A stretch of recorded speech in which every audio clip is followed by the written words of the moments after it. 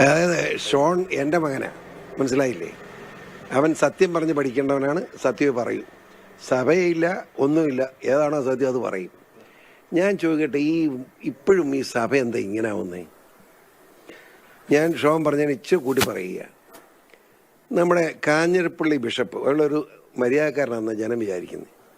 പക്ഷെ അയാളെന്താ ഇത് മടകളിലെല്ലാം വിളിച്ച് UDP വോട്ട് ചെയ്യാൻ പറഞ്ഞു. മര്യാദയാണോ കാണിച്ചത്? മര്യാദയാണോ? അത് പറയാൻ അയക്കെന്താ അവകാശം? ഈ സഭ എന്ന് പറഞ്ഞാൽ UDP ആണ്. ഞാൻ ചോദിക്കട്ടെ, ഇവിടെ പൂഞ്ഞാറിൽ നിൽക്കുന്ന സ്ഥാനാർത്ഥികൾ 3 പേരാണ്. ഞാനും UDF-ഉം LDF-ഉം.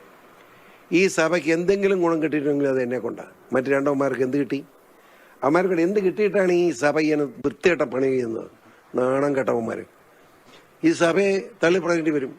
സഭയല്ല തള്ളിപ്പറയുന്നത്, ഈ മെത്രാന്മാരെ തള്ളിപ്പറയും. വിദേശത്ത് പണം മേടിക്കുന്നു. ആ പണം മേടിക്കുന്ന കണക്ക് കൊടുത്താലല്ല കുഴപ്പം. ഇതിലൊക്കെ രസമല്ല.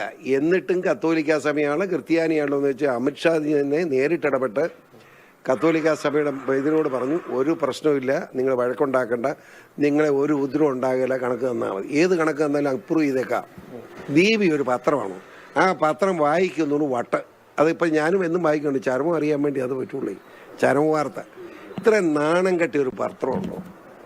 ഞാൻ ചെയ്യട്ടെ, ഇവിടെ അത് നിങ്ങൾ പത്രം എടുത്തോ. 3 സ്ഥാനാർത്ഥി മത്സരിക്കുക. എൻ്റെ പേരോ പടമോ ഇന്നുവരെ വന്നിട്ടില്ല ദീപികയിൽ. അത്ര തന്തയ്ക്ക് പറക്കാത്തവന്മാരാ ആ ദ്വീപ് നടത്തുന്നത്, മനസ്സിലായില്ലേ? ഇപ്പോൾ ഈ ഞാൻ പറയാം, ഒരു ഇലക്ഷന് 3 മുന്നണി സ്ഥാനാർത്ഥി, 2 മുന്നണി സ്ഥാനാർത്ഥി പടവും, 3ാമത്തെ മുന്നണി സ്ഥാനാർത്ഥിയോട് പറയാനുള്ള മര്യാദ കാണിക്കട്ടെ. ഇവന്മാർ തന്തയ്ക്ക് പറക്കാത്തവരെന്നേ പറഞ്ഞത് അവന്മാരെ പറ്റി, ദീപിയെ പറ്റി. വൃത്തികെട്ടവന്മാർ. ആ പത്രം വായിക്കരുതെന്ന് ഞങ്ങളോട് പറയുന്നു. ദൈവം അനുകരിച്ച് നിയമസഭയിലും ഈ പത്രം വായിക്കരുതെന്ന് ഞങ്ങളോട് പറയും. സഭയുടെ ആശങ്കകളാണ് പലപ്പോഴും